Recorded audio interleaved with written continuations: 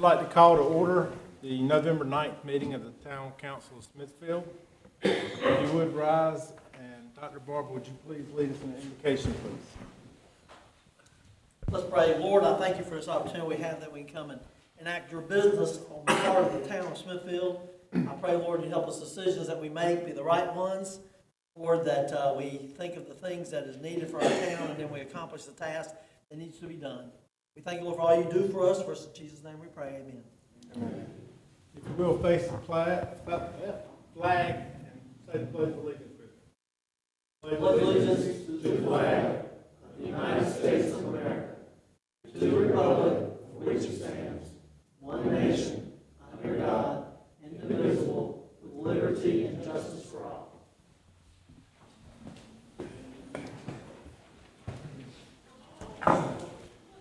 You have the agenda before you. Are there any amendments or adjustments to the agenda that we know of? Some known changes are the request of the applicant to remove consent agenda item number 3, tent revival for the Smithfield Church of God, and also at the request of the applicant, remove the consent agenda item number 6, special event Christmas concert, the Johnson County Community Choir.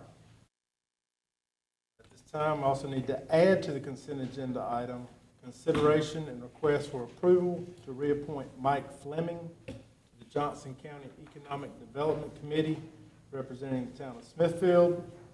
And also would like to add to the consent agenda bid award to Grounds One Landscaping Contractors in the amount of $22,083 to complete landscaping at the town commons between the boat ramp and the Boy Scout hut. Are there any other items to adjust on the consent agenda item?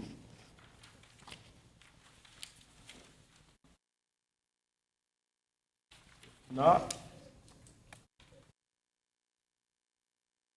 Mayor Pro Tem Dunn, I'll make a motion. We approve the agenda as amended. Second. All in favor? Aye. At this time, we have one presentation to make, administering the oath of office for Fire Chief Michael Brown. Chief Brown, if you will, come up, please.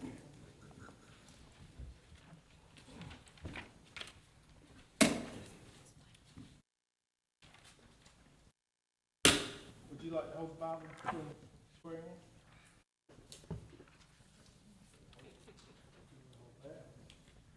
Please place your left hand on the Bible, raise your right hand.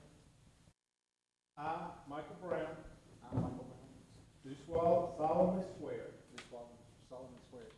or affirm that I will support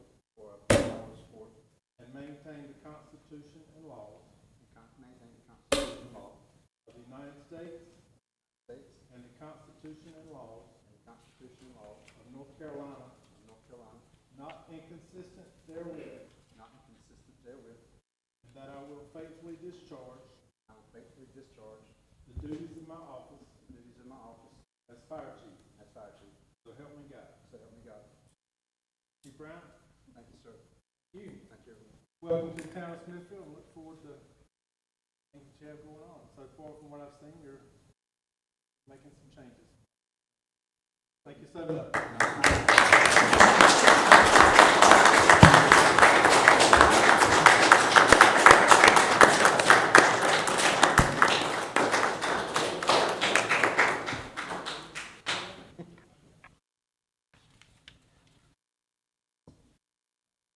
All right.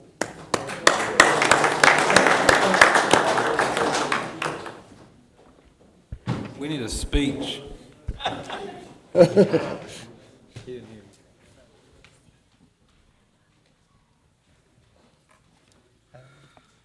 Mr. Manager, didn't we? He was supposed to give us a speech. I do believe he said he had a few words to say.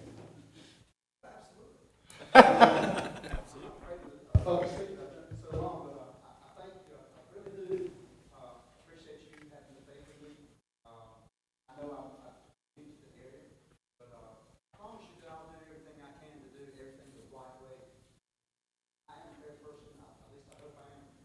I hope that the gentleman in the back can attest to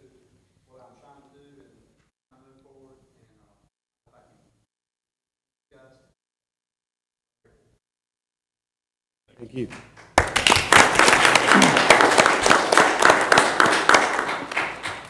At this time, we'll move into the public hearings. Public hearing CZ 2105, Smithfield Police Department.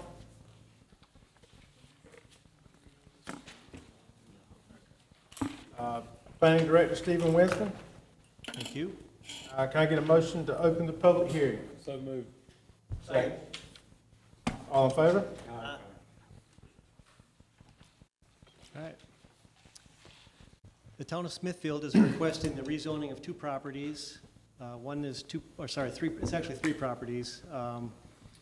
It's two new properties, and then it's rezoning the existing property. It's already an OI CZ, but it's got a new master plan. So that'd be from R8 to OI CZ. So the existing the police station location is adjacent to the fire station, behind the alley of the Market Street properties, which are all commercial. Across the street are some more R8 residential properties. To the south is an O&I property, which is the church, Baptist Church.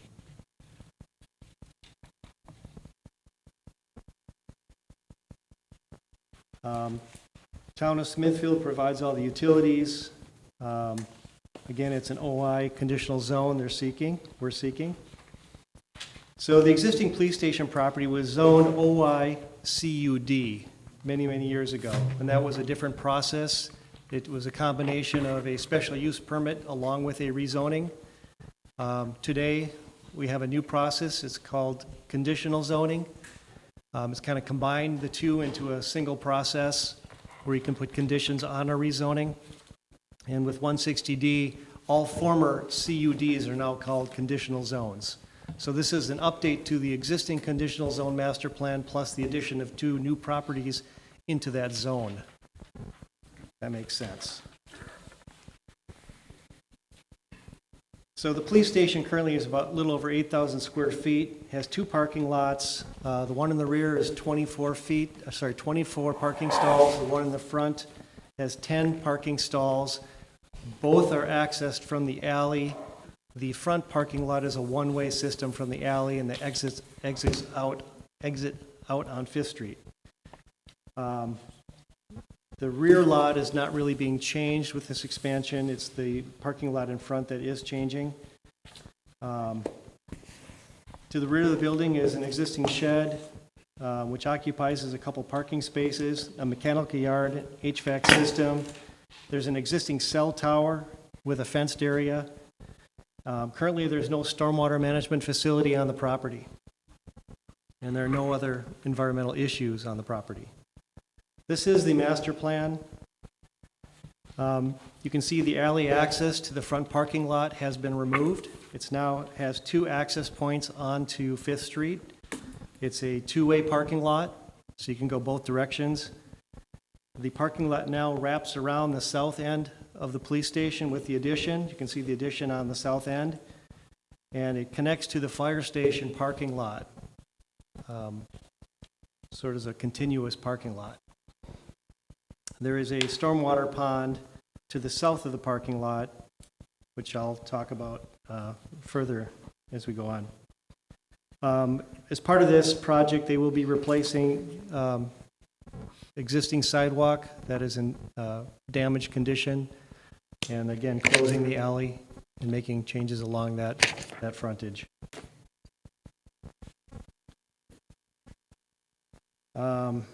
So there will be additional 33 additional parking spaces for a total of 64 parking spaces with this change, which just exceeds the minimum for the type of use it is. The parking lot will utilize a B612 concrete curb and gutter. Again, missing sections of the curbing will be installed on South Fifth Street with the improvements. It meets all the current setbacks of the ordinance. No landscape plan, this has been updated, received a landscape plan, but the landscape plan is still in progress. It has a standard street yard and a partially reduced buffer yard adjacent to the existing residential property. And there's a condition of approval associated with that. So the street yard is a standard 12.5 street yard. The buffer yard is 50% of type A. They're providing that. The buffer yard in the back is where there's an issue. Because they're connecting to the fire station parking lot, it's closer to that property line than would be otherwise, because they're trying to connect to a kind of a non-conforming parking lot with improper setbacks. This is the landscape plan. It also shows the stormwater pipe that crosses Fifth Street to an adjacent residential property where we're going to run through an easement the stormwater pipe over to an existing ditch.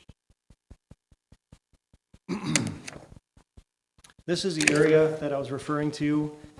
There's a small section of this where you can see like the last parking stall there on the upper left side is within the setback of the side property line. And the planning board was concerned about headlights coming into this parking lot, shining into that rear residential yard, and they requested a solid green screen along that section shown highlighted here, and the plans, of course, don't quite reflect that condition yet. So we'll work with the architects on that. But there is a condition of approval related to that. I mentioned we're going to be replacing the 5-foot public sidewalk as needed. The property is already connected to town water, sewer, and electricity. A lighting plan will be provided by the town of Smithfield as the plans, more additional planning happens.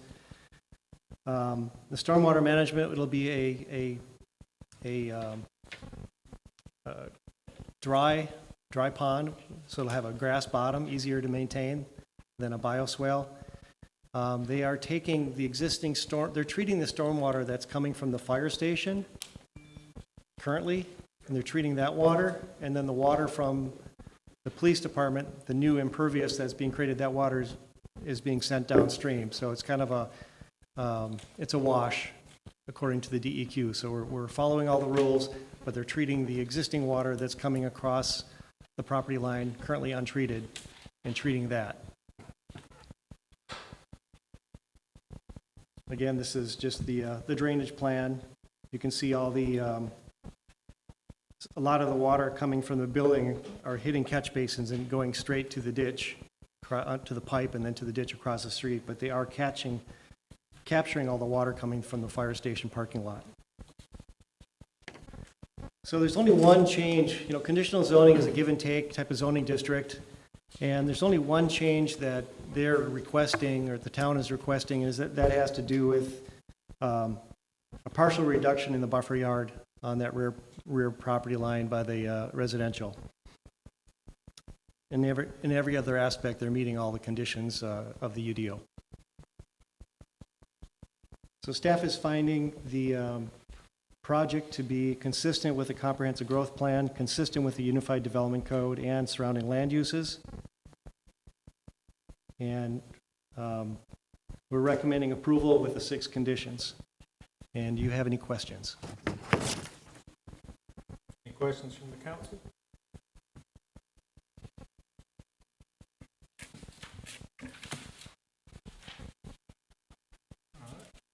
If not, are there any questions or comments from those in attendance tonight? At this time, I'd ask for a motion to close the public hearing. Second. All in favor? Aye. All right. At this time, we will. What is the pleasure of the board?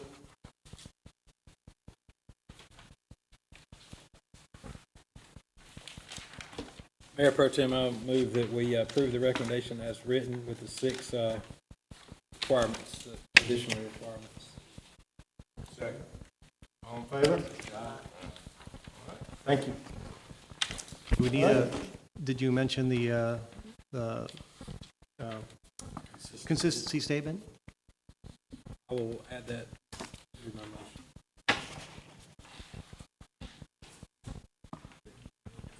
Move to approve the zoning map amendment to CZ 2105 with 6 conditions of finding of fact. The zoning to be consistent with the town comprehensive growth management plan. Other adopt the plans and that the amendment is reasonable to the public interest. You got that, clerk? Steve, still second? Second. All in favor? All right.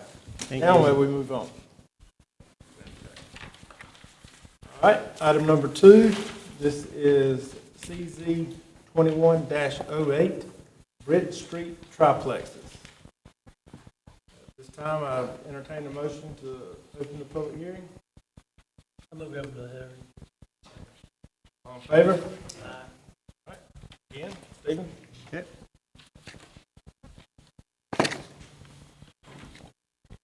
Let's get it to open. Very strange.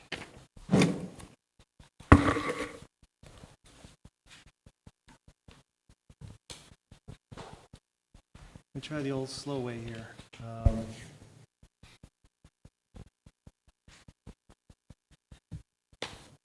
View.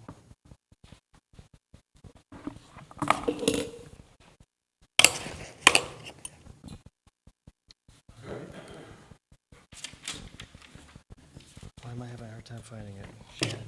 He needs to go off of that, they all got it. Yeah, I got some notes. I got some notes in here though.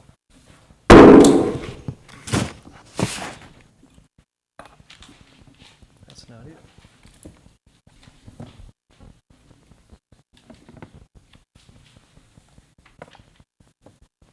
Never had this happen before. This is in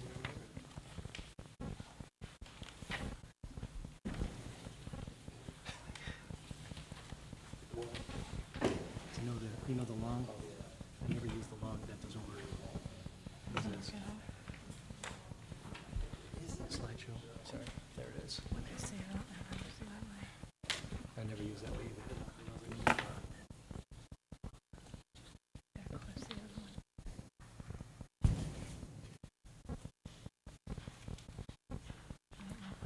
Hit the slideshow, try it the other way.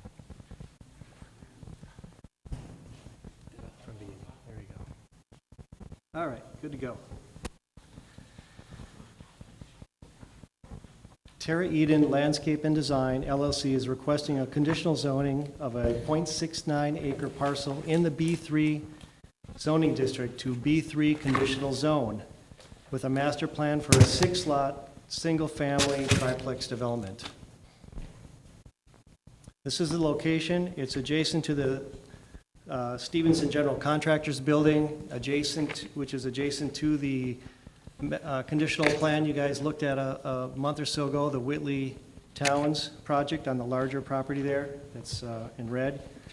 Fire station is across the street, and there's a mix of O&I and B3 across the highway. So this is a vacant lot on the corner.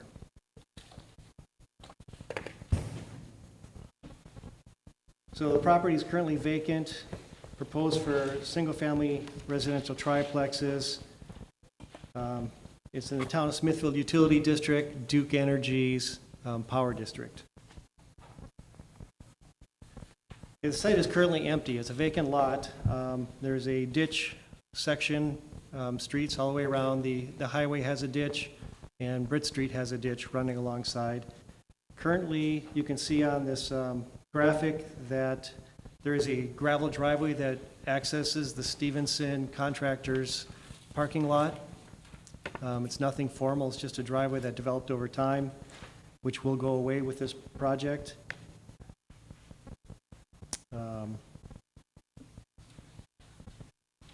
This property is guided in the comprehensive plan for commercial, as opposed to the mixed-use designation of the Stevenson site and the larger Whitley Town site.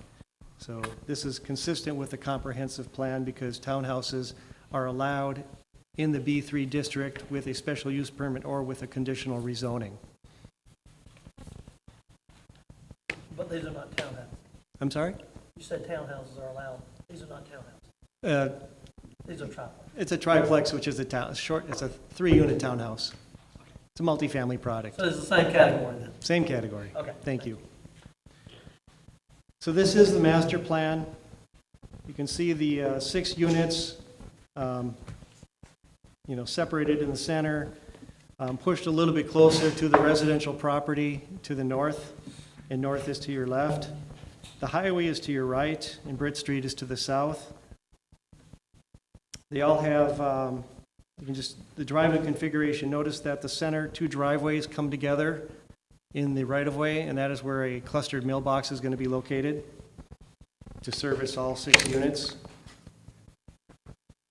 They're showing a public sidewalk along Britt Street. Our UDO requires that also to extend around on West Market Street as well, on the highway side. So they'll have to continue the sidewalk around the corner. They are maintaining the ditch section, and the sidewalk will be on the inside of the ditch. The outside of the ditch, away from the road.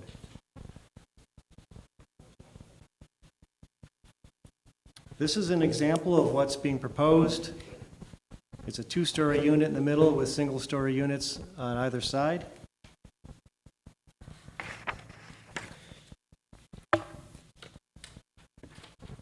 The lots have a range of about 3,400 square feet up to almost 10,000 square feet in size. The density is less than the maximum allowed in the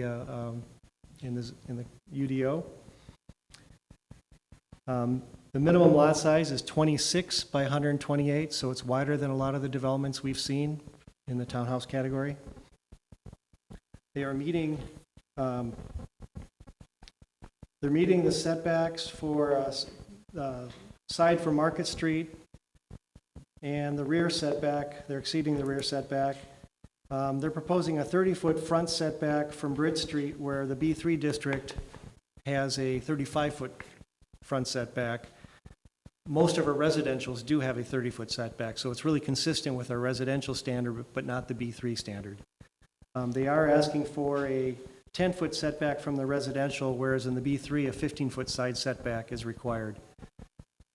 In the residential districts, typically a 10-foot sidewalk is allowed, so it's not really a big ask. It's consistent with residential standards, but not B3 standards. They're decent-sized units. End units will be a little over 1,200 square feet heated. Center units will be a little over 1,362, or will be 1,362 heated, sorry. They're looking at somewhere 220s to 235s in price per unit. Of course, with the way things are right now, with materials, we hope it's that. But the units have a mix of vinyl lap, board and batten, and brick and stone siding materials. They've not shown any windows or other details on the side of the units. I already talked about the driveway access, so the driveways will have a 18-foot wide section with access off of Britt Street. The ends are flared out to the public right-of-way to a width of 26, which is consistent with code. The center 2 driveways are forming a 56-foot continuous paving, but that is where the mailbox cluster is going to be, so it has a purpose. Each unit will allow parking in the single-car garage and 3 spaces in the driveway. So again, it exceeds the 2 cars per unit requirement of the UDO. I already mentioned the public sidewalks. They're going to have to extend that sidewalk around Market Street. They have a very robust landscape plan, a lot of screening along the highway and along the rear property line, and a fair amount of vegetation on the foundation. Again, exceeding our UDO standards. As typical with these developments, we're requesting that trash and recycling rollouts be stored within the rear yards or a garage except for on trash days. There will be an HOA for the common amenities in the development, the yards, and the landscaping. They are utilizing existing sewer and water utilities. The only reason this is a major plat is because it exceeds the number of units they're creating. I mean, it's such a simple project. By any other standard, it would easily be reviewed as just a site plan review. The site is exempt from stormwater. As I mentioned earlier, they're only asking for the deviation from the front setback and that side yard setback. They are exceeding the landscape standards and the parking standards. Staff believes this project is consistent with the Comprehensive Growth Management Plan and the UDO, and it's compatible with surrounding land uses. Staff is recommending approval with 3 conditions of approval. Any questions?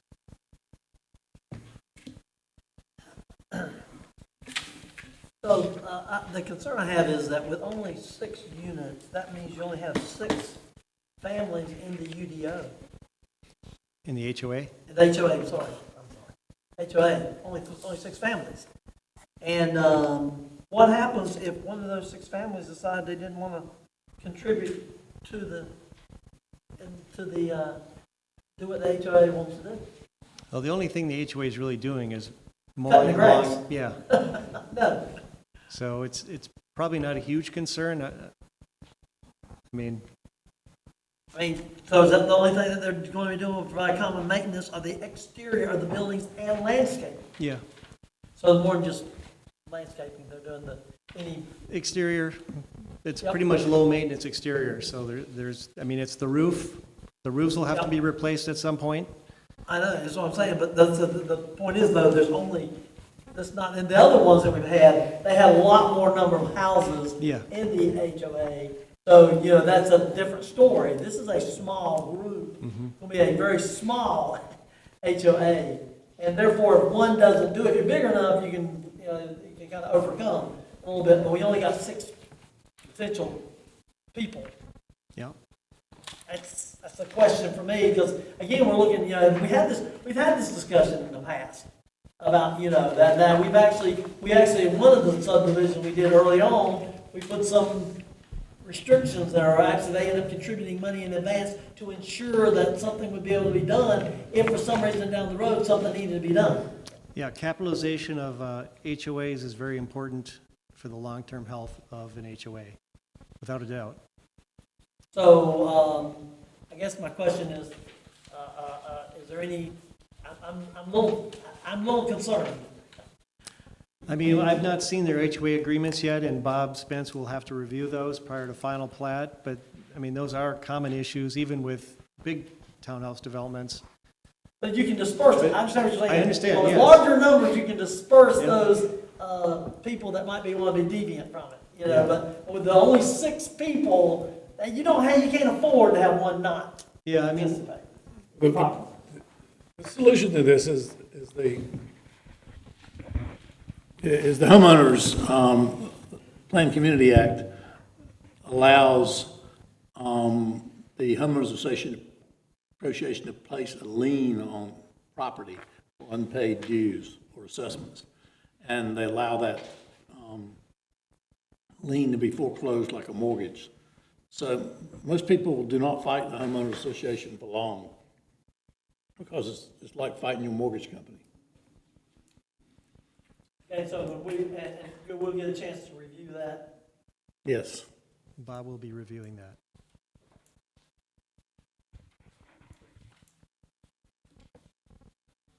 And the applicant may have some comments to that effect as well. Anything else, council? Mayor Pro Tem, I think he addressed my concerns with the setback and the landscape plan. It looked very detailed. I'm sure that will come to fruition with 4 occupants. One thing that we've talked about before and concerns me is this becoming rental property. I wish the HOA would put something in there that states that they own at least 90% homeowners. I know that's not something that can be done. I'll leave it at that. One of the other issues that we had concern about, this prior communities that came before us had to do with the end appearance of the townhouses. They had to have some sort of architectural design in them, so they weren't just a plain sheet of vinyl siding. And in this, it says, no windows or other details have been articulated for the end units. Yeah, I'm sure they will have a window in them. If it's a bedroom, maybe part of the end unit, but or not. I have not seen an elevation of the end units. However, most townhouses are lacking this much landscaping. And this landscaping is pretty robust, which I think will go a long way towards mitigating the impact of a bare wall.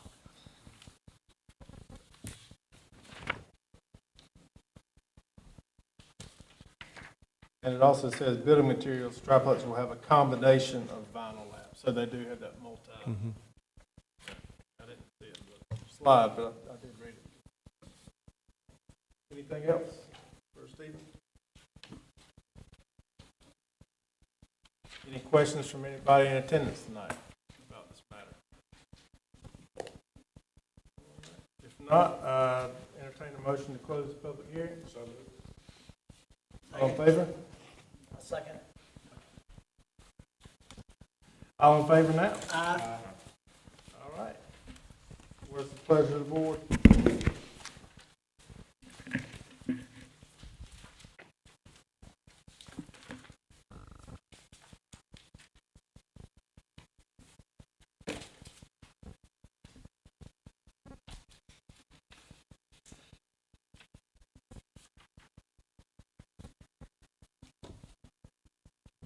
I move to approve zoning map CZ 2108 with 3 conditions, finding the plan consistent with the Town of Smithfield Comprehensive Growth Management Plan and other adopted plans, and that the amendment is reasonable and in the public interest.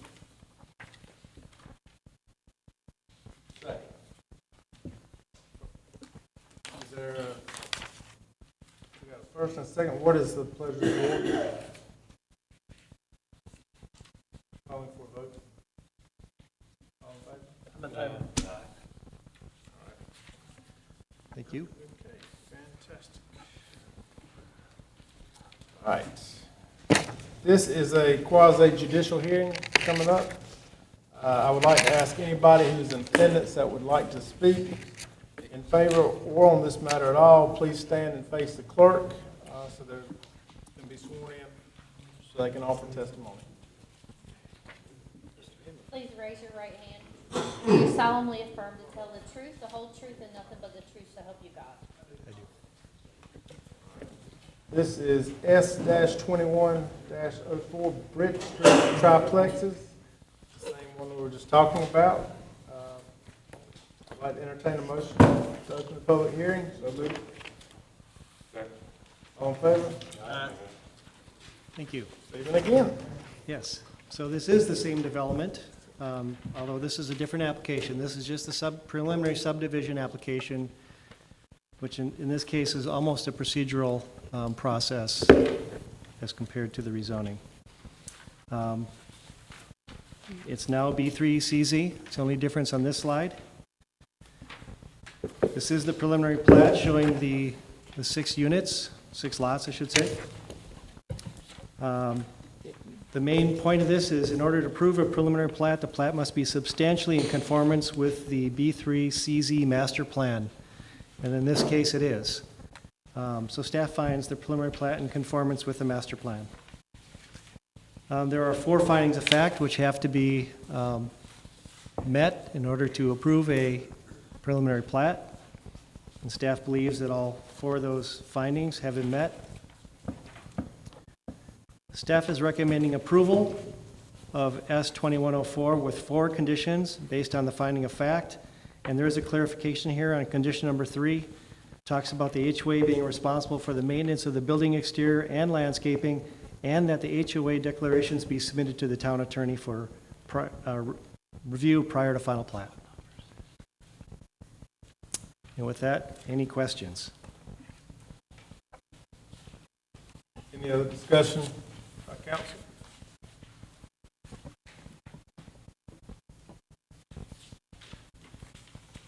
Let's see, is the applicant present? Yes. you have any other additional information you'd like to offer? We do appreciate the opportunity. My name is Paul Wembler. I live at 11 Kentwood Drive, Smithfield, North Carolina, and I'm the owner of Terry Eden Landscape and Design. This is a project that we have been to a number of public hearings with, listening to the council's comments in regard to other projects, and we've tried to address as many of those that were possible in the design of this.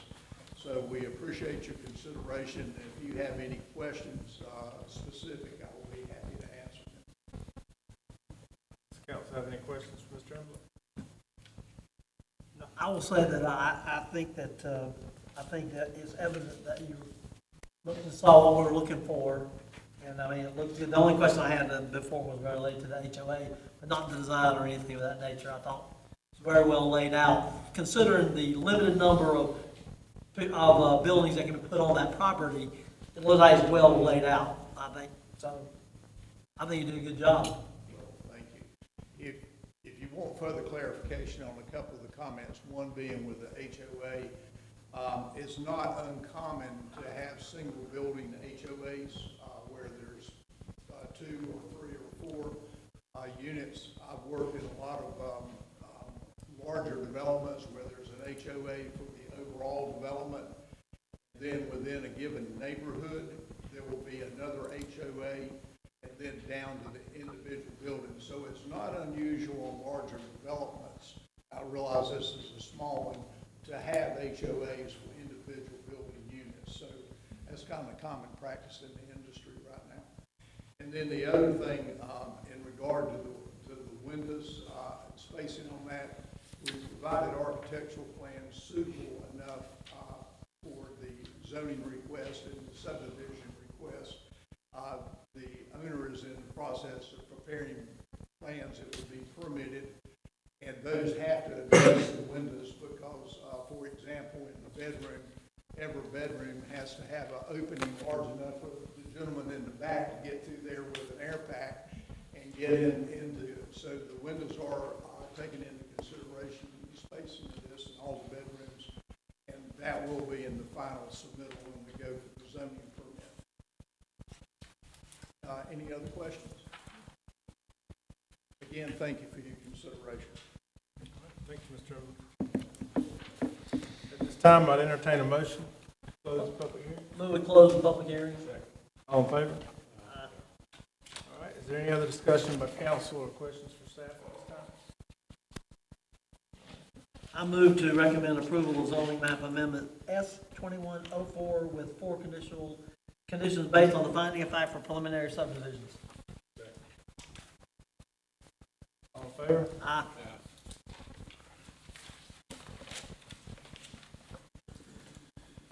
All right, next public hearing is CZ 2109, Spring Branch Phase 2. This time I'd entertain a motion to open the public hearing. Second. All in favor? Stephen, how are you? Good. Terry Eden Landscape and Design is requesting a conditional rezoning of .8084 acre parcel in the R8 zoning district to an R8 conditional zone with their master plan for a 6-lot, single-family residential development. This is Phase 2 of the Spring Branch Commons project. The town council approved a very similar project across Johnson Street about 3-4 months ago.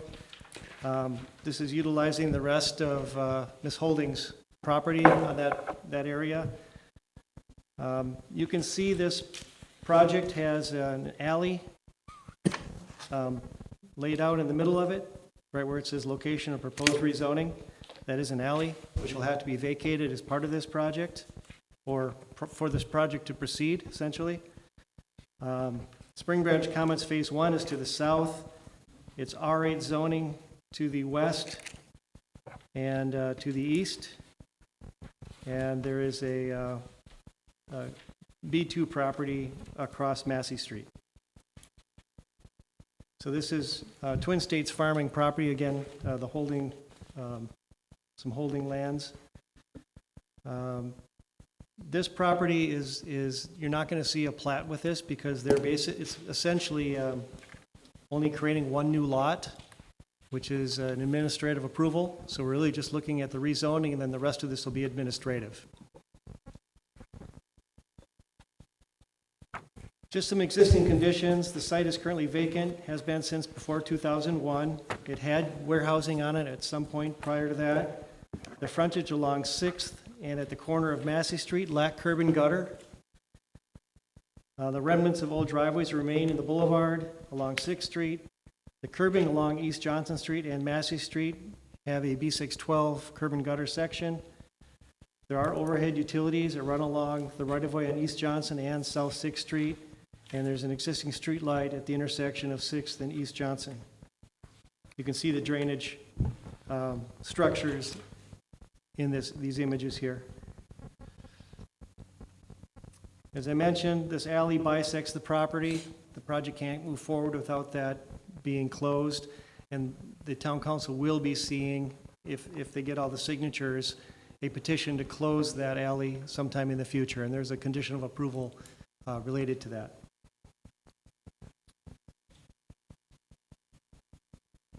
This is the master plan. It's very similar to the plan across the street, only there are two access points, individual access points off of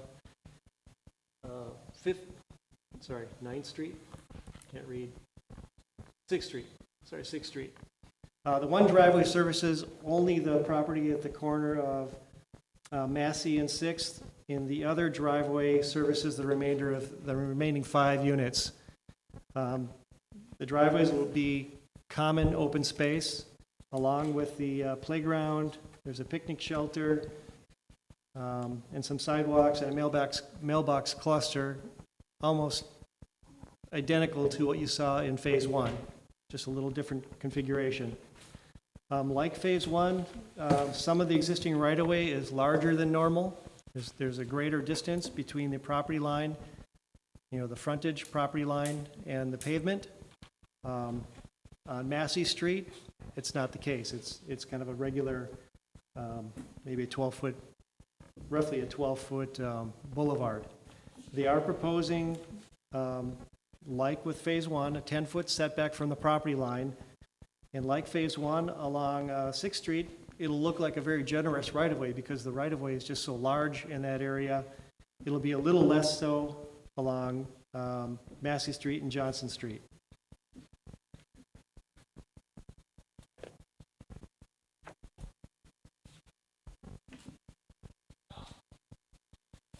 All right, why can't I forward here?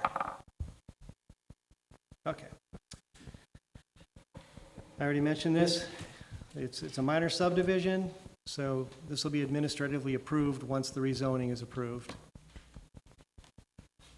It'll be utilizing alleys similar to this example found in Clayton, very similar to what we showed in Phase 1.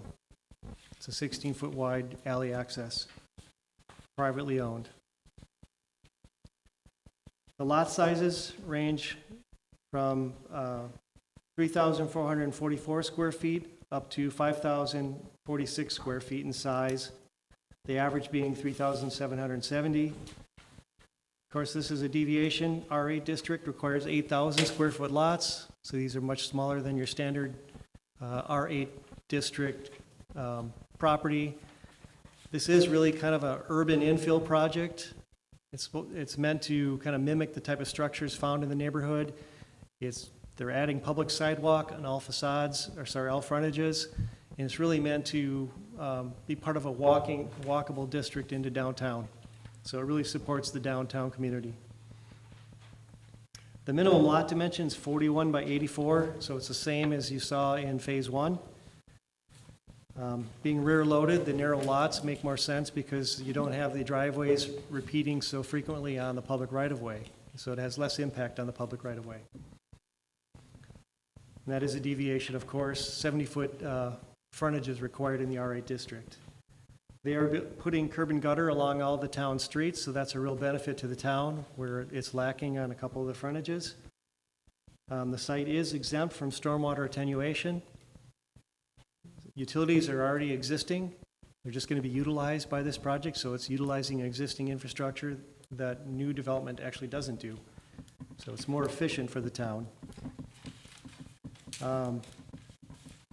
Obviously, the front setback is a deviation. They're proposing 10 feet versus 30. The corner side is 12 versus 15. They're looking at 5.5 side yard setback where the ordinance R8 district requires 10. So that's a total of 11 feet between buildings. Again, the same as was proposed in the phase 1. And they have a regular 25-foot rear setback. Again, the master plan all put together here. This is an example of kind of the scale and type of structure you might see on the property with porches, generally intended to blend into the neighborhood. They will be proposing decorative fencing, as was the case in phase 1. And as was a condition of approval in phase 1, that'll be something maintained by the HOA.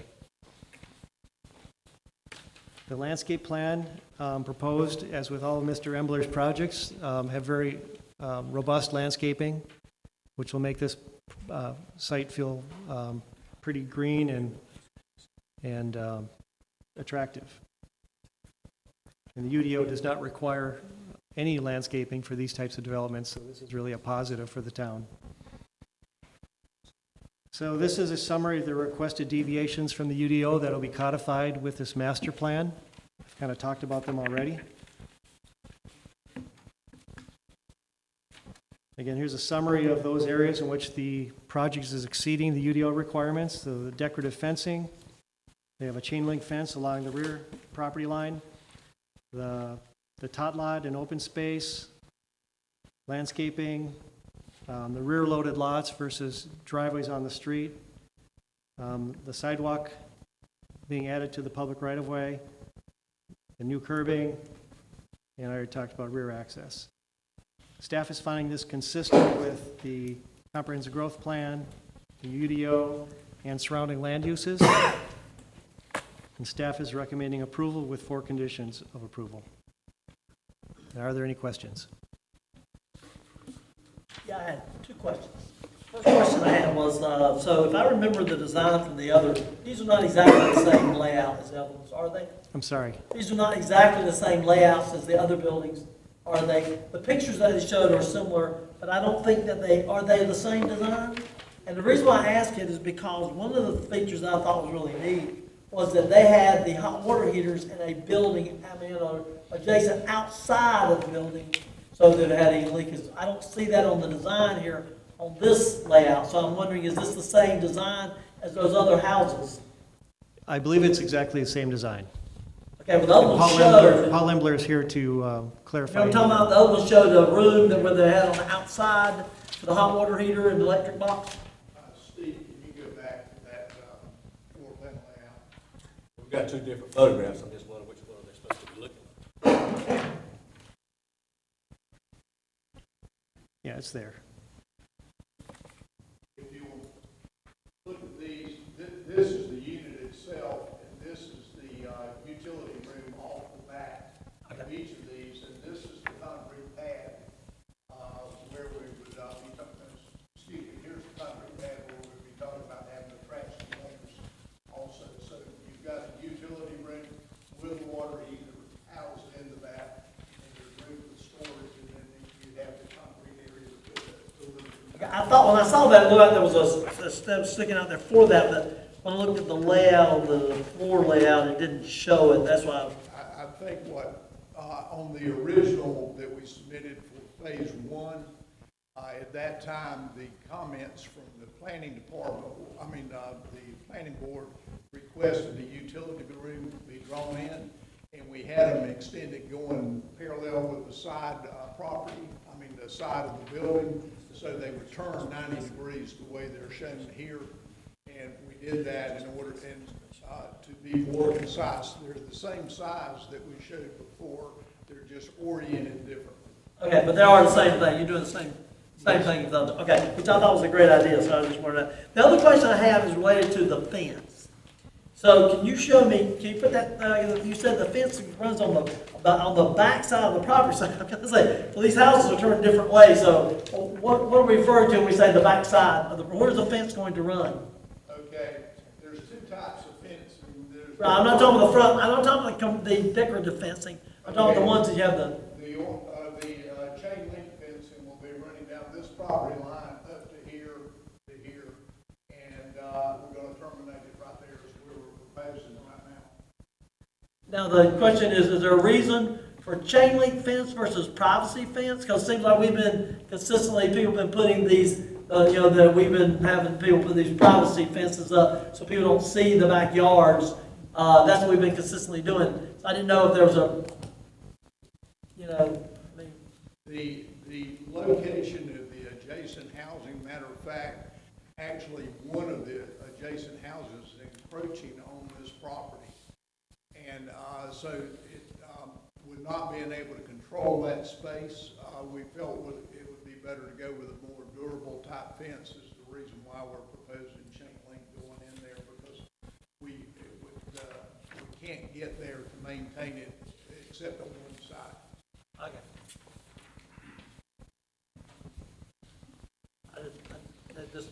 You do what you want to do. I'm just saying that the chain link fence it's not as cosmetically appeasing as those privacy fences are. We are proposing landscaping in front of that fence on the project side of the fence, so from the project side, it will not be seen. Okay. But from the adjacent property, it will be, the chain link fence and the landscaping would be seen. They can plant their own bushes if they want to. Okay, Thank you. thank you. And just for your reference, I have the landscaping plan with the landscaping shown. I see that. All right, thank you very much. Yep, that's what that shows there. All right. Any other questions or comments from the council? All right, if not, is anybody in attendance that has any questions or comments relating to this matter? All right, at this time, I'd entertain a motion to close the public hearing. Second. All in favor? Is there a motion by anyone on the board? I move to approve zoning map amendment CZ 2109 with 4 conditions, finding inconsistent with, not inconsistent, finding is consistent with the Town of Smithfield Comprehensive Growth Management Plan and other adopted plans, and that the amendment is reasonable and in the public interest. For a second. Second. All in favor? Any opposed? All right. Moving on. This is public hearing ZA 2105, the Town of Smithfield.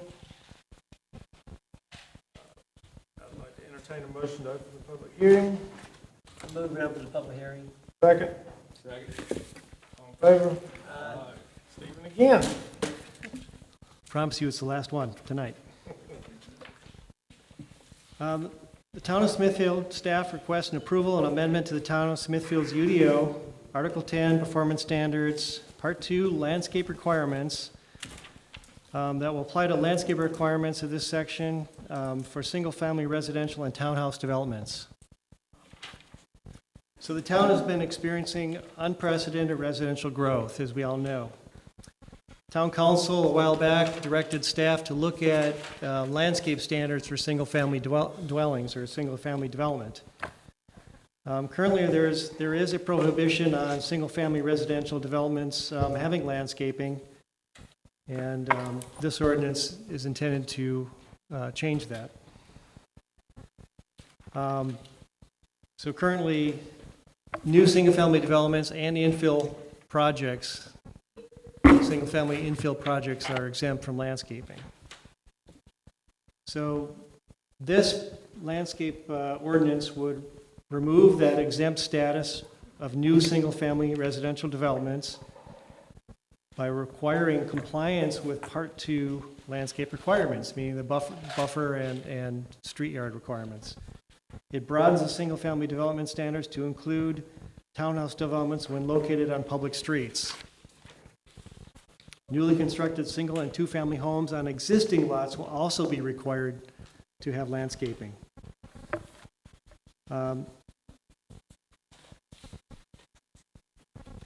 So it does have a section that is directly addressing new residential developments, and it creates standards that can be applied both for legislative and quasi-judicial processes. So this is really creating a minimum standard. Most of the developments we get actually exceed these requirements. So this is really an attempt to make sure we have a base from which all projects can be reviewed. Because every once in a while, we get one of those projects that does the bare minimum, and that's what we're trying to protect. And of course, infill development, we've had infill projects with zero landscaping, and it upsets neighbors who already are dealing with projects that don't really look like the old projects in town. Has a different character, and the landscaping really softens that. So, and we tried to work with the existing structure of the code, not really trying to revamp the whole code because that is a very difficult process. So we're using the same triggers that exist. We have street yards, street trees, and foundation plantings. Street yards will have a minimum of 15 feet in depth on all sides, just like the commercial projects. And the rate of planting will be 2 deciduous trees, 1 evergreen trees, and 30 shrubs per 100 lineal feet of road frontage. So, like I said, this is similar to the commercial standard, but with 10 additional shrubs, 1 additional tree, and there being a mix of deciduous and evergreens. Street trees will be required within a proposed residential subdivision at a rate of 2 deciduous trees and 1 evergreen per 100 feet. Street trees are to be planted on the property side of the right-of-way, similar to all the current code requirements. Foundations will require 3 shrubs per residential unit and must be adjacent to the front facade of each unit. So again, these are really minimum standards. Occasionally we get some with no foundation plantings, but at least a few shrubs goes a long way. And usually you're going to see people exceed these standards. Most townhouses have more than 3. The existing landscape standards that are proposed to remain unchanged, buffer yards, tree preservation, and parking lot and landscape screening, they'll all apply, but with applying to single-family and townhouse developments. Staff finds the zoning text amendment as proposed consistent with the town's comprehensive growth plan and other adopted plans, and that the amendment is reasonable and in the public interest. Staff is recommending approval with a system statement declaring the project consistent with the town's comp plan and that it's reasonable in the public interest. Any questions?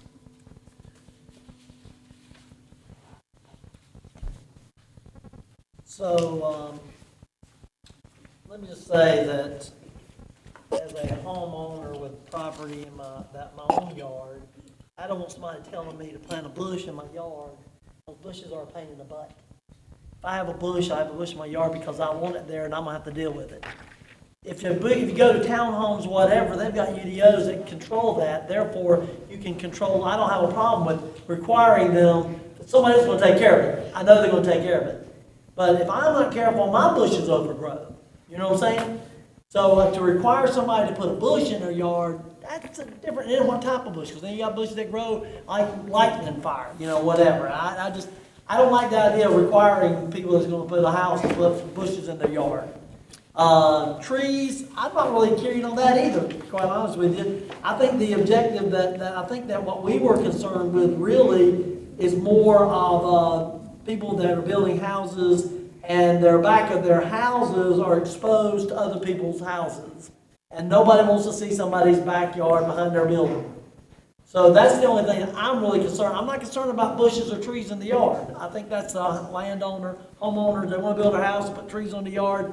I'm just telling you my opinion. I'm not really in favor of requiring that for, now townhomes, you know, people that require, if there's a UDO that takes care of the landscaping, I'm all good for that. But the individual homeowner, I got my house next door sold, and there's a single lady lives in that house. And she already told me I don't do no yard work.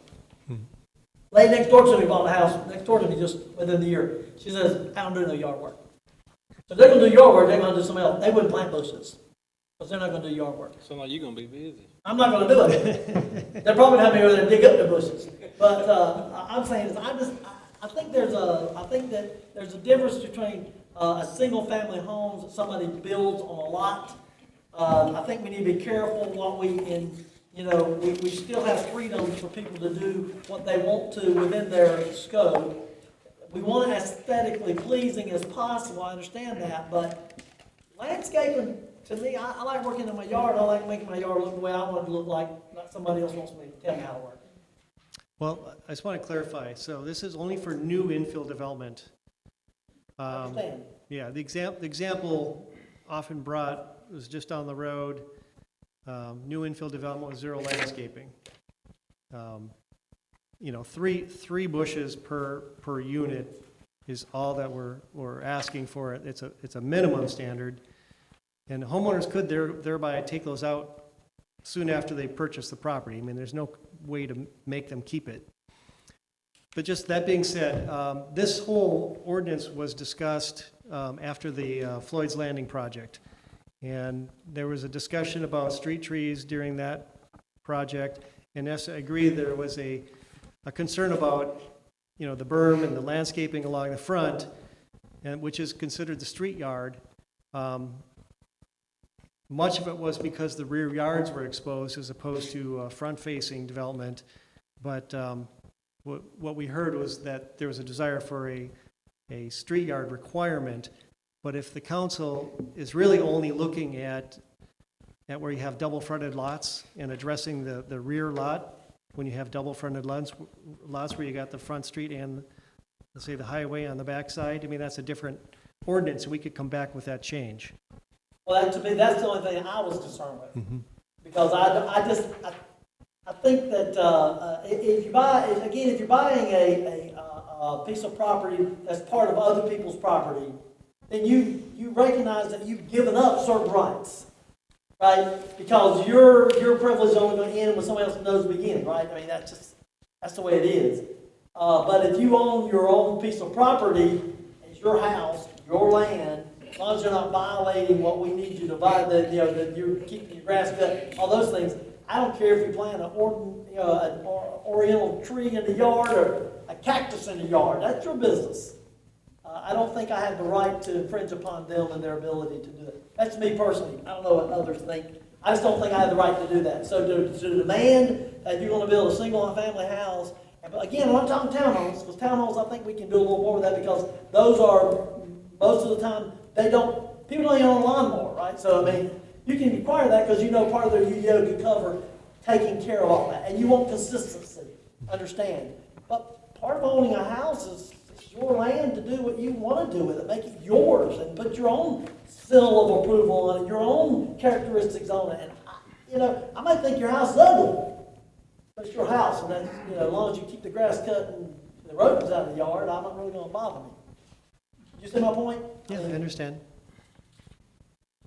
But this only applies to newly constructed homes. Yeah. Any homeowner that buys a home from a builder can immediately tear the bushes out. Yes. I think the whole point when this came up is particular houses, when they're renovated, they have a concrete driveway and gravel for a yard. And it has no appearance whatsoever, anything. It's kind of bleak and intrusive to the neighborhood. For new houses?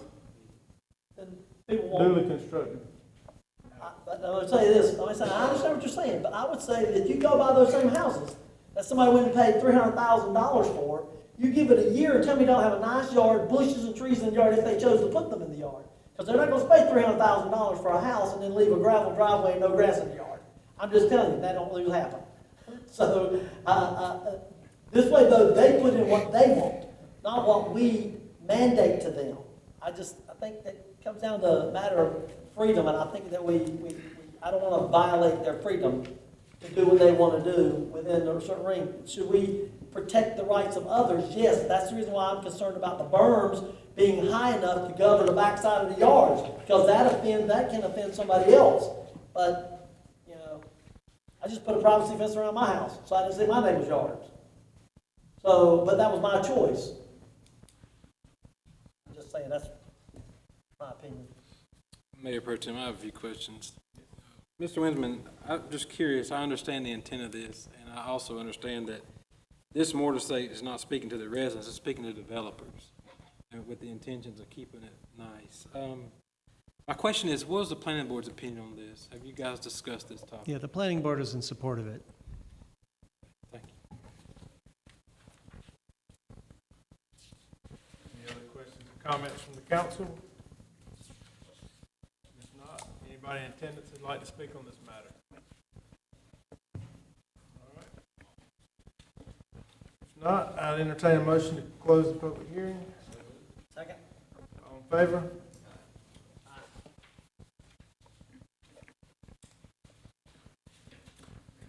What's the pleasure of the board?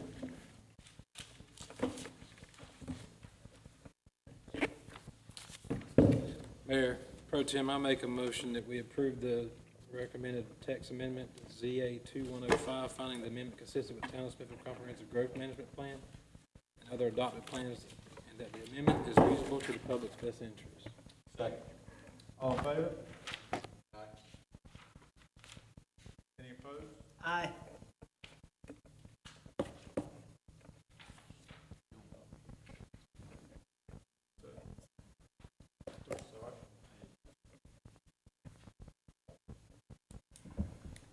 Mine is no. So it's 4-1. 4-1. Motion passes. Thank you. All right, thank you, Stephen. Next up, we have public hearing number 6. This is the proposed voting district amendments. And Manager Scott. We'll take this.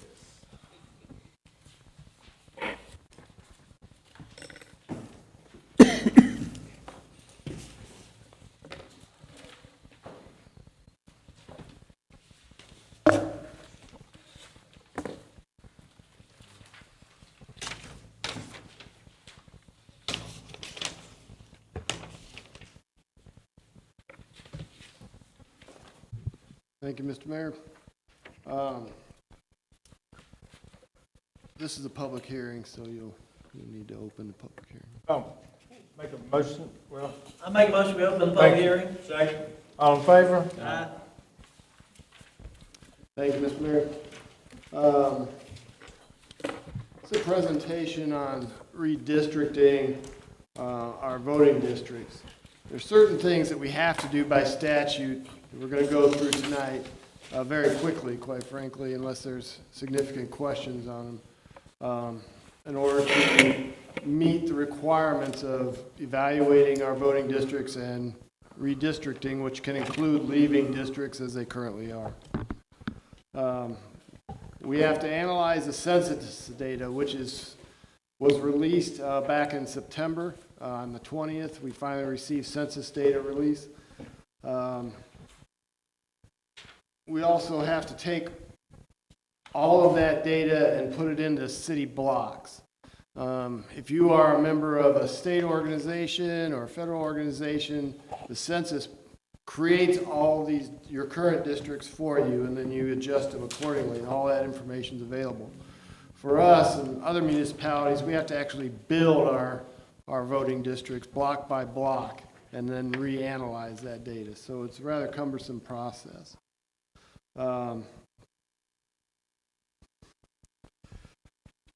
And as I said, voting districts can remain as they currently are. We've only added about 300 people since 2010 to our population base. So certainly that is one option. Another option is to redistrict slightly in order to take into account those population changes in demographics. The districts have to be submitted to the Board of Elections. They don't necessarily approve them, the council approves them, but we have to make a recommendation to the board by Friday, this coming Friday. either that we can provide them with what our voting districts are going to be, or that we cannot do that by the 17th of November. We have to hold one public hearing, which we're doing now. And again, we have to provide information to the Board of Elections by the 12th, whether we can or cannot provide them with our approved voting districts by the 17th of this month. Election date's already scheduled for March 8th. That'll be the 4 current districts and the mayor's seat.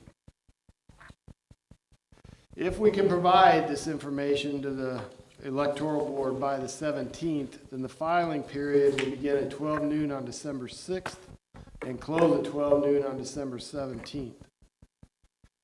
If we cannot provide it by the 17th, then we have to provide it by December 17th. So that's our deadline.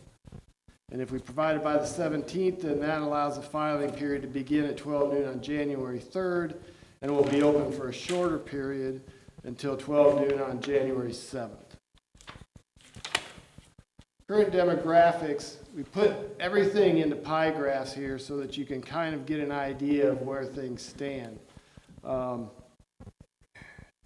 As we look at these graphs, they kind of go clockwise, always starting in the upper right-hand corner. So you can see District 1 is the kind of the light blue color.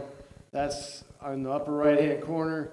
District 2 goes clockwise to the red. District 3 goes to the orange.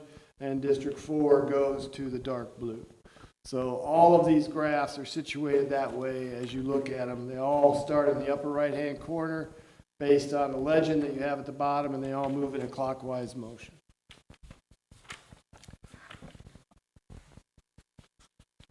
Your current population is also available for your voting age people, 18 and over. You can see that it doesn't change much based on population. That's population. This is your voting population.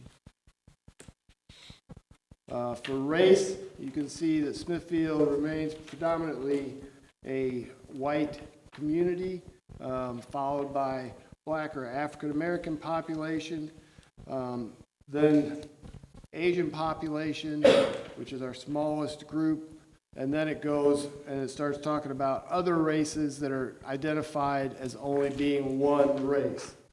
And then it moves from there to 2 races, to 3 races, to 4 races, and these are all census information that is defined by the census data that people provided to our census group. Current demographics for town of Smithfield, 18 and over, is very similar to our population demographic. And we also divide out Hispanic and non-Hispanic, or Latino, non-Latino populations. You can see predominantly Smithfield is a non-Hispanic or non-Latino community. And as you go through the districts, you'll notice these pie graphs all look very close to the same. So that population is split up pretty regular throughout each district. Our current voting district in the downtown area looks like this.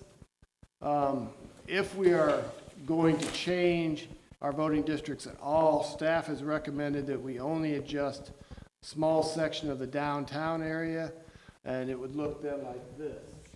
What it would do is move this segment here, this street, Johnson Street, into District 1. It would move this section here from Johnson Street to this street into District 2, and then District 3 finally would become Johnson.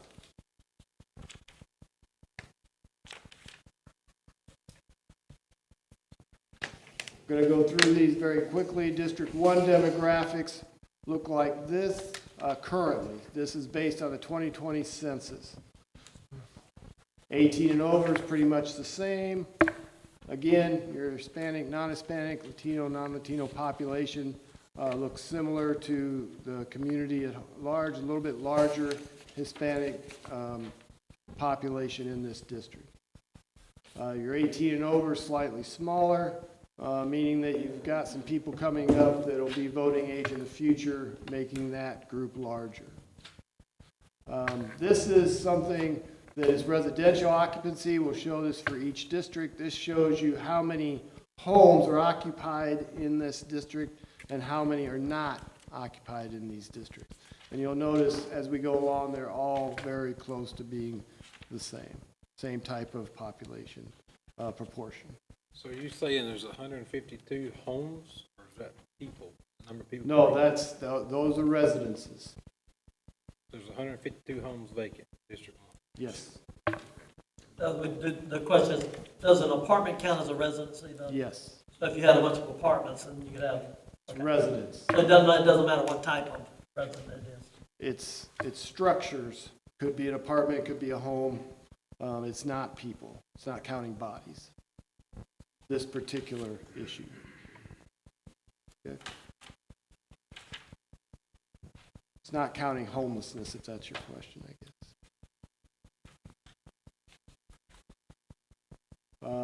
District 2, which is South Smithfield, again, you see the larger white population followed by black population, Asian population,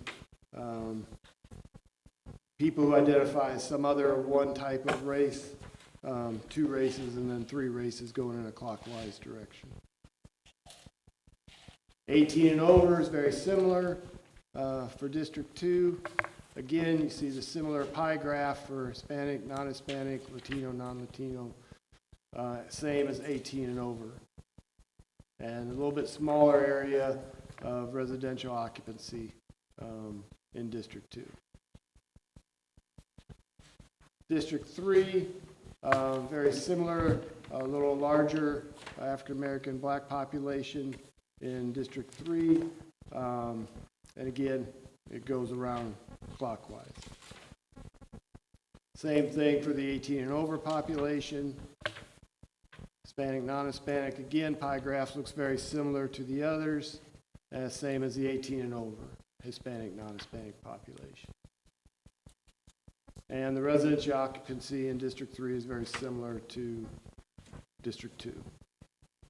A little less than District 1. District 4, we're not recommending any changes to District 4. If you want to entertain any changes to the voting districts, it's a little bit smaller than District 2 or District 3. It is more like the demographic for the overall community. Again, your Hispanic, non-Hispanic graph looks very similar, as well as your 18 and over Hispanic, non-Hispanic. And then your residential occupancy actually is even a little less than the other districts. Again, recommendations, if we want to, if the council wants to take into consideration those 300 people, we would add that little slice into District 1, bringing its population up closer to the other 3 districts, taking some of that out of District 3, which is the largest most populous district.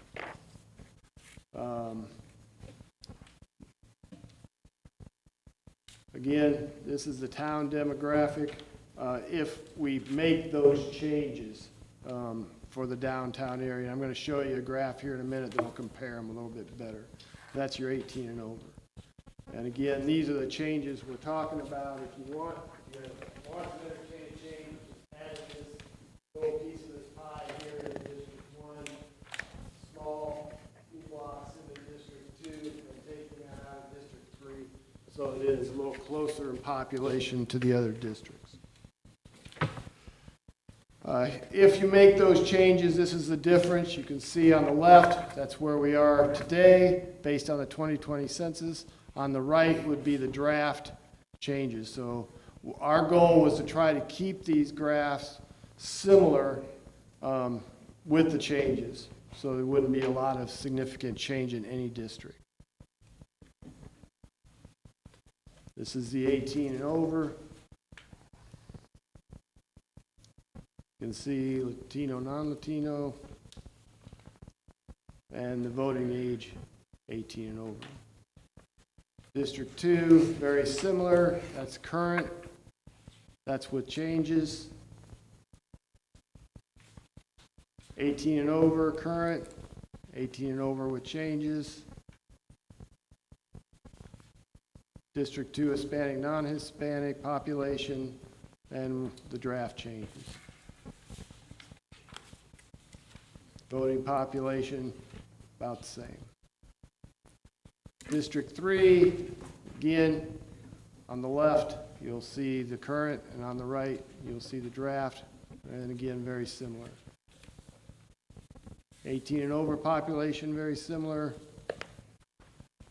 Hispanic, non-Hispanic, Latino, non-Latino population, very similar. Voting population, about the same. We didn't include any comparison to District 4 because we're not recommending any changes to District 4. But overall, your population comparison, again, this is where we are currently. If you make any changes as suggested, your graph would look more like that. So you'd have a little bit more even split between the 4 districts as far as 25% for each district. Your 18 and over population changes as well, just ever so slightly to try to move the population around enough to try to be more equal. I will mention that in District 3, which is the north side, it does include the county jail numbers. Everybody in the county jail is 18 and over, so they're all voting age.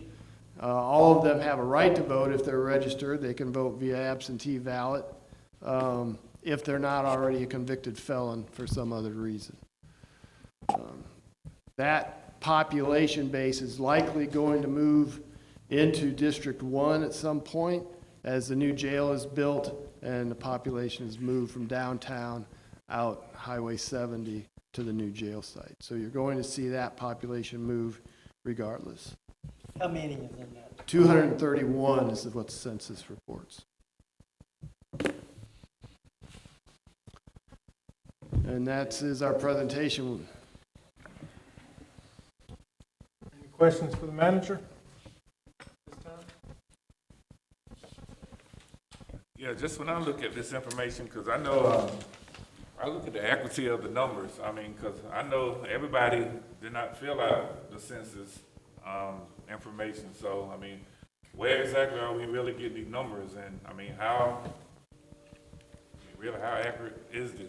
The validity of the census is certainly always a question, and it's not one I can answer. I don't think anybody can answer it in the United States. You know, how accurate is it? Yeah, it's a tool that we are given to work with, and we're statutorily required to review it using those numbers. And that's what we're trying to do here. But certainly that is a question that is valid. Unfortunately, I don't have the answer for it. Do we, I understand the census, but my question is, do we have other ways of, not for this particular activity, but do we have other ways of calculating our population across our town other than this once every 10 years census report? Well, we actually review census data annually, and the planning department does that, and they will turn in, based on our growth, our development that is going on in our city, what we project those numbers to be, and we will turn that information in to the census every year. So you can go and get projected census numbers for every year, not just but every 10 years is when the actual census is done, and every 10 years is when we're required to redistrict or review the districts anyway. And the redistricting doesn't take into consideration any of the current developments or growth that we know is coming because of the number of houses and all that stuff. Well, obviously we can't count them, but I'm saying as we project for the, you know, when we look at redistricting and looking at the population, that becomes a factor too, because, you know, when would we, so how often do we potentially change the voting district? Only once a decade. Once every 10 years. So it is what it is for the next 10 years. Okay. And And we know Smithfield's been pretty quiet for the last number of years, and it's major changes has happened now, but It is, and the council can certainly take into consideration anything it wants to, as long as it doesn't gerrymander districts. You know, again, according to the census, we only had 300 people added to our community, so you haven't seen a lot of adjustment. You can look at projected adjustment based on development in the future if you want to, but I think because most of that development is happening on the north side as well as the west side. The west side is already a smaller district, so that growth I don't think is going to offset anything we're doing here tonight. But certainly I would recommend that in 10 years that we hire an outside firm to redo these districts and really get into the weeds on it and see where we're at. Mayor Pro Tem, I have some comments. Thank you, Mike, for preparing this information. I think in the sake of time, we had to put off our election anyways for the citizens of Smithfield. But if you take into consideration the jail we know is going to move without anything that we do, that's going to put it with less than 100 difference based on the math I've done. I would make a motion we leave the districts as they are and reevaluate it later. I don't know if you were trying to make a motion, but we'd have to close the public hearing first. Oh, well, okay. But So I'll hold that motion. But I do think it's important to point that out. Yep. That in fact, that it's about 135 difference. And if you move the 231 or whatever that population is, sir, that's going to increase District 1 by that much more anyways. It's going to kind of be a balance. And, you know, we've already had conflict with our polling locations and things like that, and it's just going to make it more complicated for the people. I feel like it's best to leave it as it is. But I'll hush now. And I was just gonna make one comment. You made a comment that the District 4 is smaller, but voting-wise, we're the second largest voting district. Voters 18 and older in the town, so we're not Yes, sir. small, we're the second largest. And when you take out of the other over, we'll be very competitive.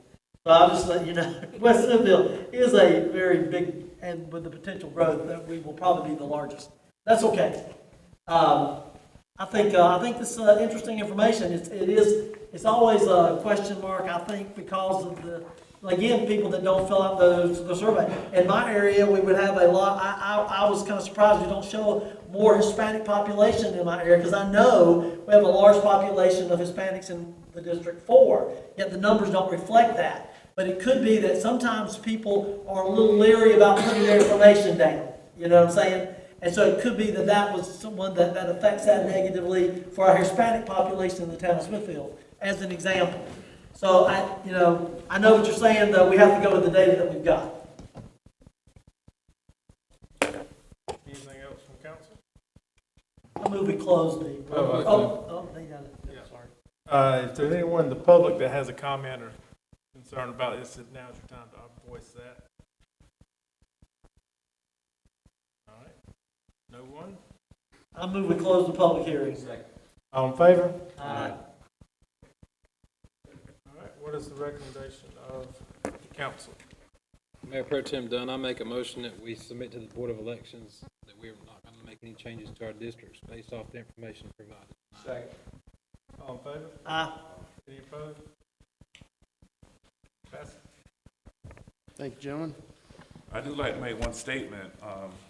Not only is this good information as far as our voting districts, this is also helpful and great information as far as looking at some of our departments too, and trying to diversify some of our departments as a reflection of our community. I know I've been griping with Chief Powell and the police. I'll say the same thing about the fire department also. We need to look at ways how we're going to diversify and try to make it a reflection of what our community looks like. That's all I have to say. Thank you, Councilman Lee. At this time, we'll open up the floor for citizens' comments. Anyone wishing to speak? All right. If not, we will move on to the consent agenda. entertain a motion. I make a motion, we accept the consent agenda with the modifications and additions that were done at the beginning. All in favor? Aye. Moving on to business items. First up is consideration request for approval to rename South Avenue to Dr. C.J. Allen Avenue. Mr. Manager? Thank you, Mr. Mayor. I'd like to, We have a petition that has been placed in front of you this evening to rename South Avenue from South Avenue to Dr. C.J. Allen Avenue. South Avenue is located in District 1 on the east side, just off Martin Luther King Boulevard. It is right there. You can see the little cross that's in the picture. That is the church, Mount Zion Church of Deliverance. Their pastor, as my understanding, is retiring after about 30 years of service to our community and to the church. South Avenue has only 3 properties on it. 2 of them are residential properties. The third is the church property. The 2 residential properties have signed the petition that you have in your packet, asking that South Avenue be renamed. We do have some people here from Mount Zion Church this evening. If it pleases the board and the mayor to provide some background on their recommendation. absolutely. Can one of you come up and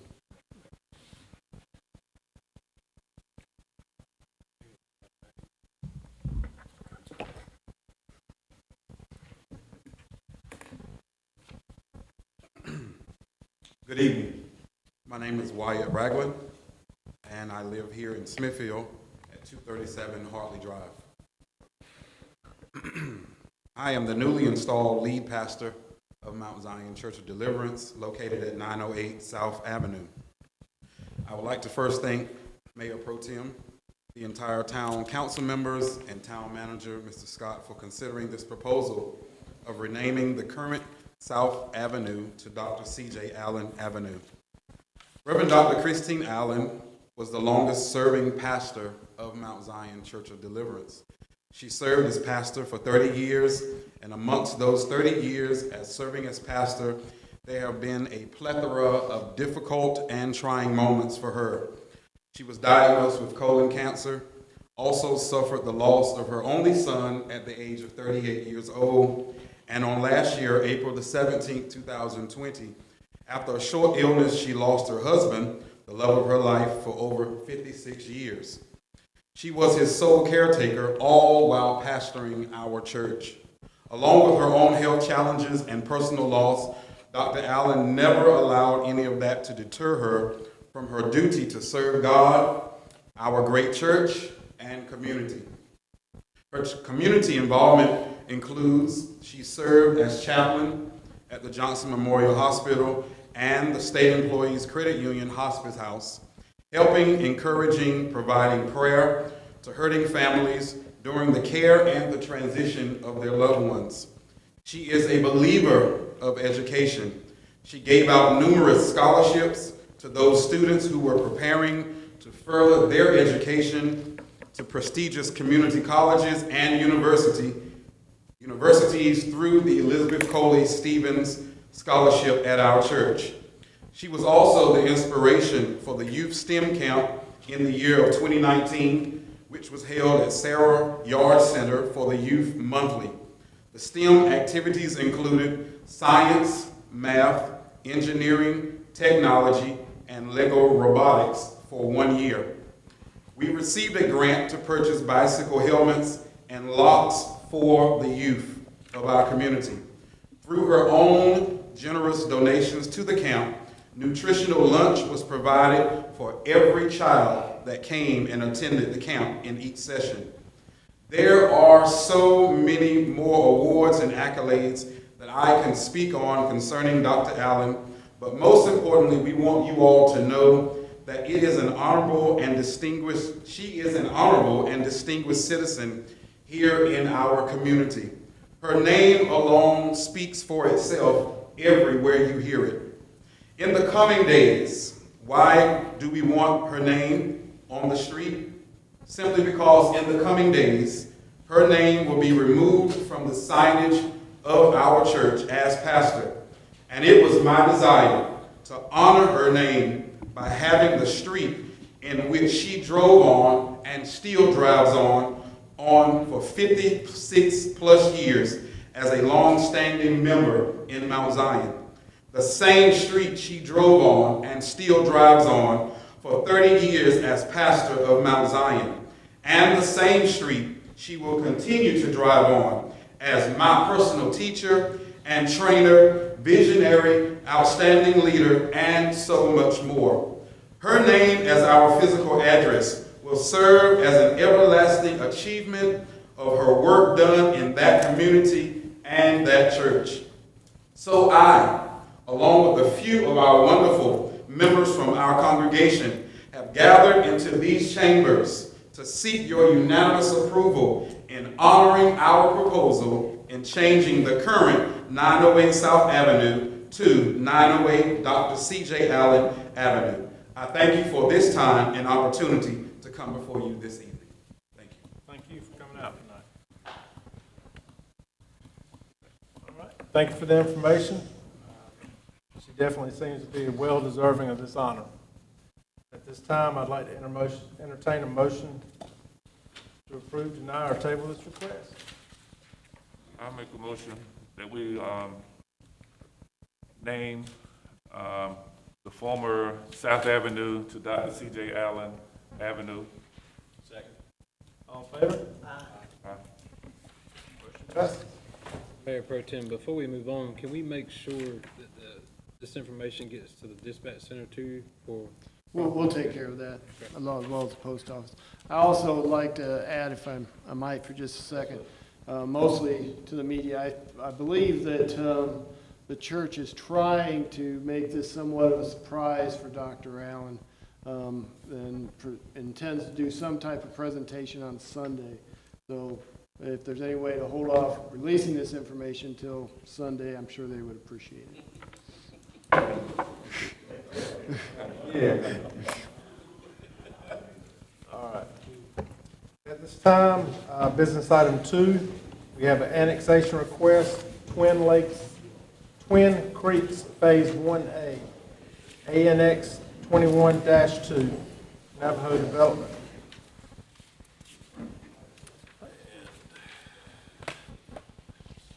And Stephen Winsman, back again. Yeah, this is this may feel like a familiar annexation. I think it was in 2018, Twin Creeks was annexed in. Phase 1, and then Phase 2. Phase 2 was already in the county, and it was brought into the town. When they did this annexation, unbeknownst to themselves, they own more land than what they annexed in. There was a description error on the deed, and they found out they have another 1.61 acres that they want to bring into the town at this time. We're asking for the clerk to investigate the sufficiency of this application at this time. All right, any questions for Stephen? Before we move on? All right, at this time, I'd entertain a motion to approve or deny the adoption of Resolution 689. I move that we approve the resolution number 689 and direct the clerk to investigate the petition received under GS 1608-58.1. Mayor Pro Tem, perhaps we should take a brief recess. Do we still have a quorum? We do, we're fine. Okay, carry on, sorry. I made a motion. Second. All in favor? Aye. All right, Resolution 689 passes. Thank you. Next up, consideration request for approval to create a new fire marshal position. At this time, Chief Michael Brown on the hot seat for the first time. Well, that's all right. I've been on the hot seat many times in my career. Thank you for allowing me to be here tonight, Council, Mayor Pro Tem. Fire Department does an excellent job in trying to maintain our service.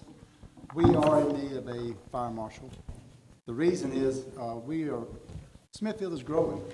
It's growing so fast that we're having a hard time at best to keep up with inspections.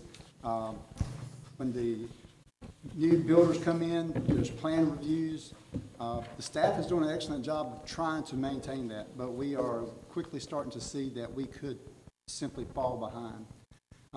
General statutes does require us to have someone. General statutes 160D-1102.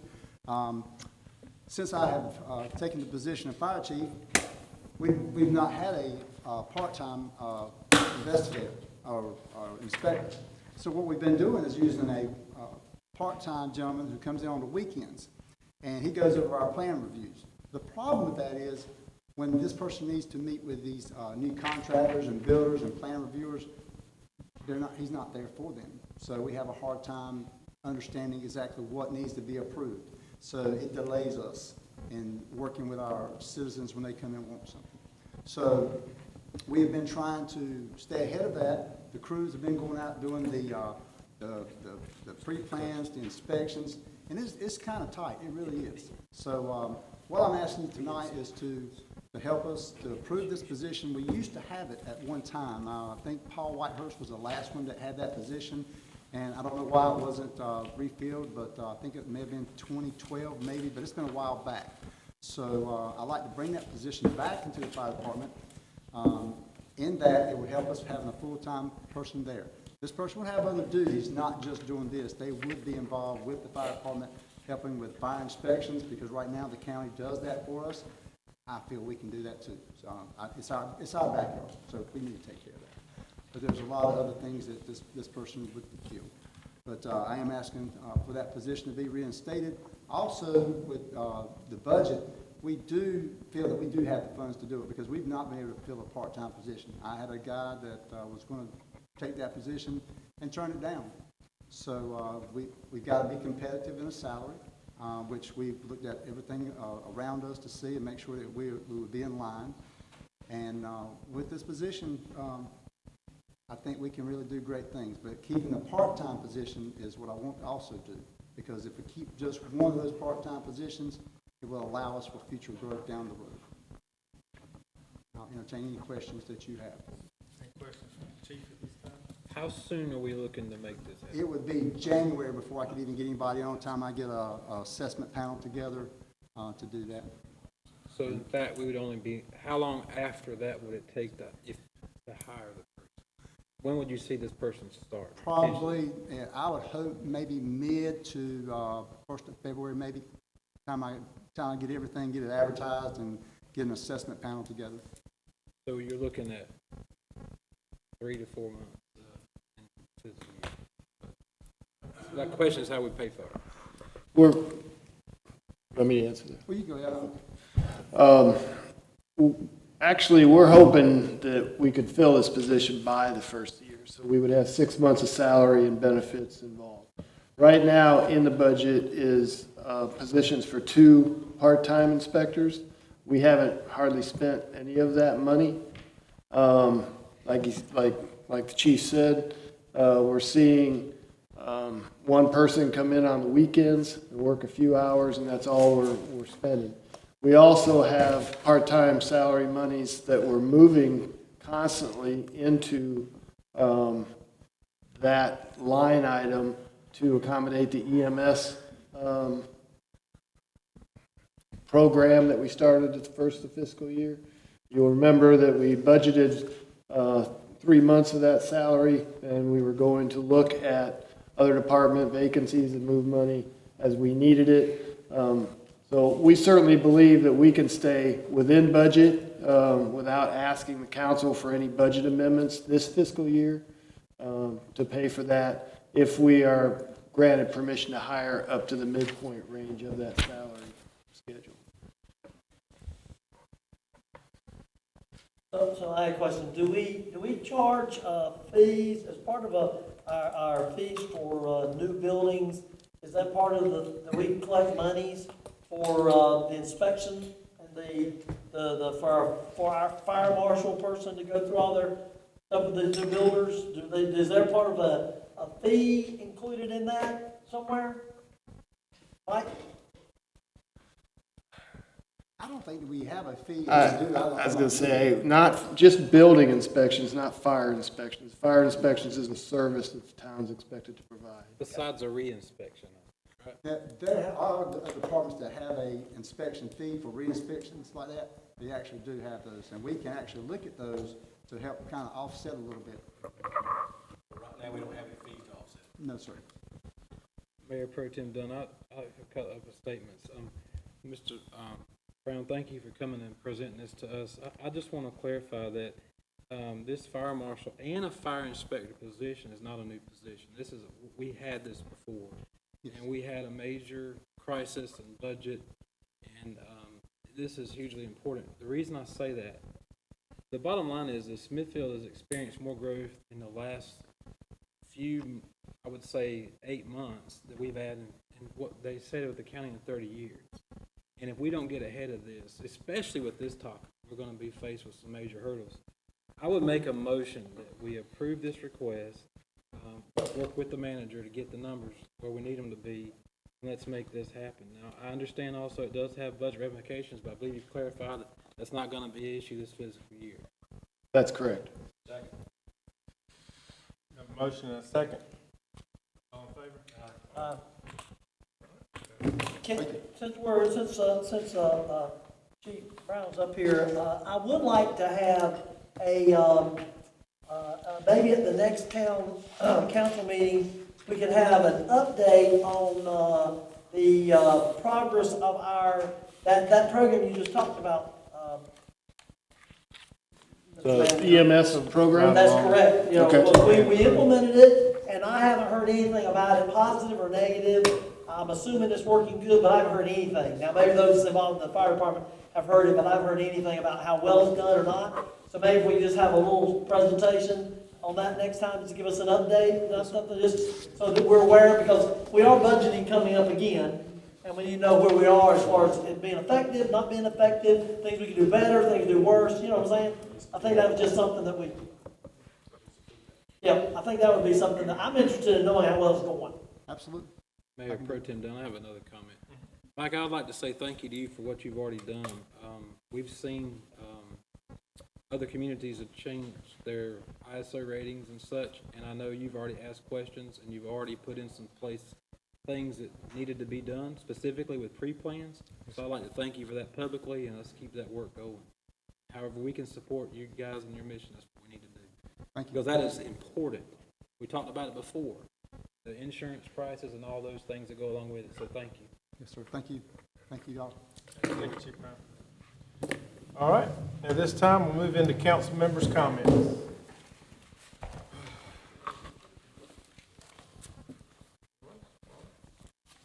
Just kind of got a little question. I attended a county commissioners meeting one night, and a young lady got up there and spoke.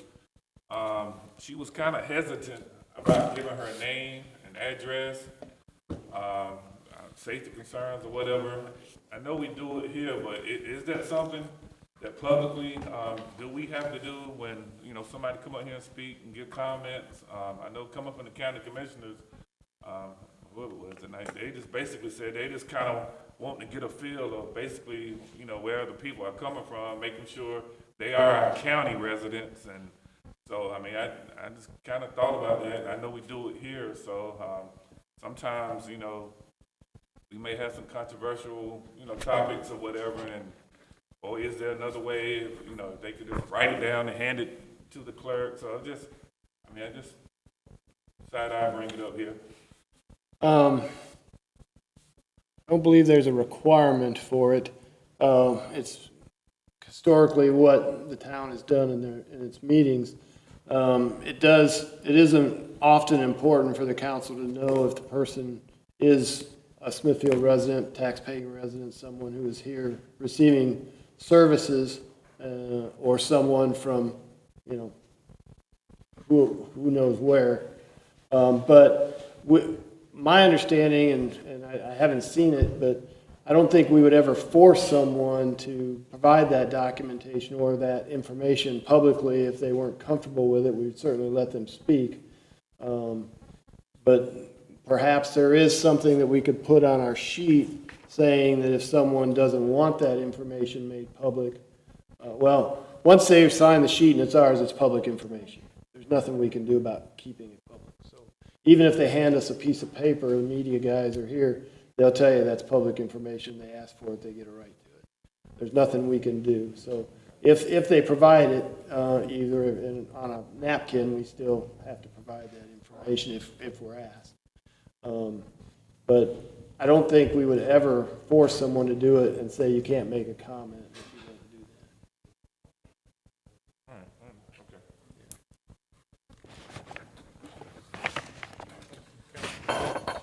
And I just want to say, I'd like to say a word of thank you to Stephen and his group. This has been a lot of work you guys are having to do. I mean, I don't know if this is what you signed up for when you signed up and came to Smithfield several years ago, but we have, I mean, let's face it, there's been phenomenal growth. And it's still just, I mean, we're still, I mean, every time we come, we're improving more and more and more every single time. And that's a good thing, but it can only be good as we manage it. So sometimes, I give you grief sometimes, but that's my job, right? And you handle it well, and I just want to tell them publicly, I appreciate what you and your whole staff do. You do a great job, I appreciate it, very much so. Mayor Pro Tem Dunn, I have a couple comments. The first comment I'd like to make is I would like to thank the Junior Women's League and Ms. Sarah, Downtown Development Coordinator, for the Touch a Truck event that was taken this weekend. It was a big success.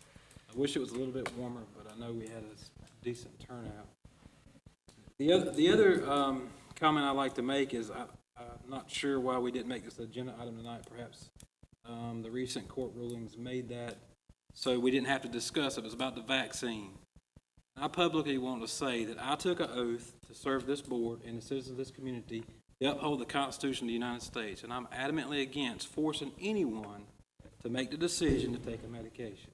Now, I do want to state publicly that I'm not against the vaccine, but I feel like if our employees wanted it, they would already have it. And I think it's a moot point at this topic, but I know we've had several emails circulate about it. I've stated my opinion there, but I wanted to state it publicly. Thank you, Councilman Scott. All right. Don't really have anything. I just want to congratulate you. Real quick, I just want to say this real quick. I don't want to steal the thunder, but of course the mayor is not here. But his daughter, also I know Brian Eves' daughter, Dale Ham's daughter. Their daughters are part of the News Charter volleyball team, and they played for the state championship game this weekend. And fortunately, you know, they didn't come out on top. I was going to go to the second round game over at the school, and something happened, so I didn't come. I didn't go. And then it just became a thing. I'm just too superstitious. I wasn't going to bring them bad luck. But so I definitely like to, you know, just congratulate the News Charter volleyball team. And then finally, you know, Smithfield Selma football is in the second round of the playoffs. And I mean, it's been years. But I just like to say kudos to those two sports programs. And so hopefully, you know, Triple S can do it again this Friday. Wonder if we could have some type, maybe next month, also have some type of recognition for them, for both of those schools, at our, you know, we've had recognitions for people for awarding it. I think that's something that, because it is something they've done. They brought a lot of pride to our town, and hard work that they've done. I think it's something we ought to look at. Yeah, something to be very proud of. Athletics have come a long way in the last 20 years or so more. So glad to see things improving at Triple S. Chief Brown, welcome to the town of Smithfield. Glad you're on board. I look forward to working with you in the future. And really, that's all I have. I'll turn it over to Mr. Manager now. Thank you, sir. I have just a few things I want to mention. First, we have a great Veterans Day celebration scheduled for Thursday. It is going to be at Community Park from about 4:30 to 7:30. with fireworks following about 7 o'clock. We have food carts, we've got music, we've got bouncy houses. There's going to be a lot of fun going on out there, and the weather's supposed to be great. So bring out your families and have a good time on Veterans Day and celebrate our veterans who are so important to us and give so much for us. I also want to remind people that our Christmas parade is scheduled for December 9th right here on Market Street, and the Christmas tree lighting is on December 2nd. So please come out for those events. Our annual Swims Giving event, where you bring 4 cans of perishable food items to the Shrine, and as an entry to get in, is going on November 14th. And our annual Grinch Run, come in, entry is the price of a toy at Community Park on December 4th. We have those items coming up. I also want to remind everyone that with Thanksgiving around the corner, Thanksgiving, as always, is on a Thursday. So those sanitation customers who normally have their trash picked up on Thursday in town will have their trash picked up the day before Thanksgiving, which is Wednesday. So you have to get your trash out a day early if you get your trash picked up on Thursday, Thanksgiving. This week? Yes, same thing this week with Veterans Day. Thank you. That's all I have. All right, at this time, we will need to go into closed session, pursuant to North Carolina General Statute 13-318.11A5. I'll entertain a motion. I made a motion. A6, excuse me.